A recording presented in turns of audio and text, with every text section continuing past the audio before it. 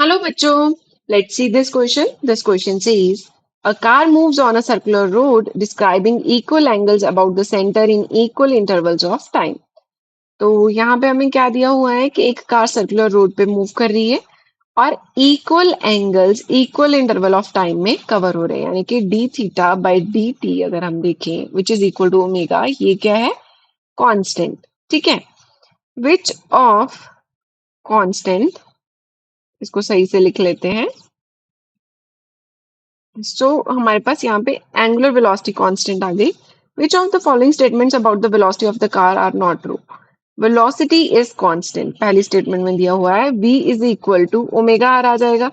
तो r तो radius of the circular path होगा और ओमेगा कांस्टेंट है ही r भी कांस्टेंट रहेगा तो इसका मतलब क्या है कि v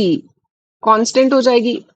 स्पीड है v is the speed speed constant हो जाएगी और अगर डायरेक्शन की बात करें तो सर्कुलर पाथ के अबाउट डायरेक्शन क्या होती है चेंज होती रहती है so direction of v changes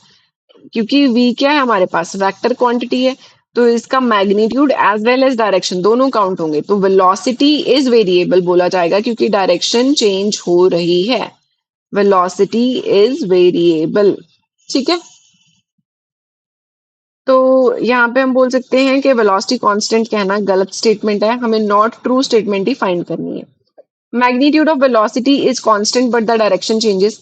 बिल्कुल सही स्टेटमेंट है मैग्नीट्यूड ऑफ वेलोसिटी कांस्टेंट है बट उसकी डायरेक्शन चेंज हो रही है ये सही स्टेटमेंट है both magnitude and direction of velocity change velocity का मैग्नीट्यूड कांस्टेंट है बट उसकी डायरेक्शन चेंज हो रही है इन्होंने कहा कि दोनों ही चेंज हो रहे हैं ये भी गलत स्टेटमेंट है velocity is directed towards the centre of the circle velocity तो सेंटर की तरफ थोड़ी होती है सेंटर की तरफ तो सेंट्रीपिटल एक्सेलरेशन होती है वेलोसिटी तो टेंजेंट के अलोंग होती है ना